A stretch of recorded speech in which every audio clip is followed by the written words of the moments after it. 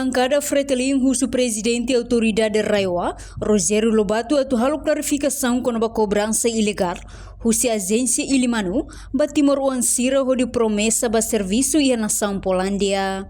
Deputada husi Bancada Fretilin, Verônica Fernandes, li husi audiência pública e o Parlamento Nacional, quarta-feira, Loron Ronolo Reis em tolo fulang outubro, tina rihun rua Ronolo Reis Sinhat e o Parlamento Nacional. Deputada de Husu, atu presidente autoridade Raiwa halo explicação claro ba público, quando ba jovem timoroan nain rihun rua, nebe foi nalai sai vítima, husi agência Ilimanu nebe haruka sira hatama $800 rua, cada ema, Hodi lohi ba serviço e a Polândia. No foi lalais ne, jovem sirane halau conferência imprensa, liga ho osan nebe sira hatama, ba agência refere, nebe desconfia lo que husi Rogério Tiago Lobato, hamoto ko Ricardo Neu. Mai be realidade to ohin lorong, promessa husi Rogério Tiago Lobato ne, atu haruka jovem sira ba serviço e a rai Polândia ne, la iha resultado. Senhor presidente, autoridade Raiwa, ia sekarang ia waktu ia jauh mungkin maka konferensi imprensa orang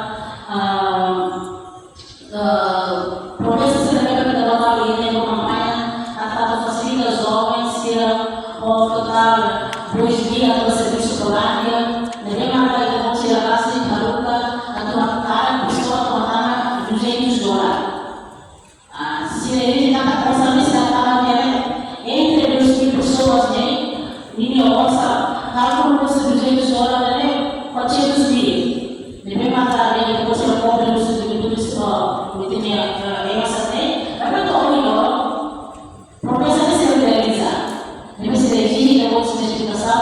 Kalau saya nak tu orang sudah realiza. Pasti dia itu kita boleh dulu besok sudah para realiza ini.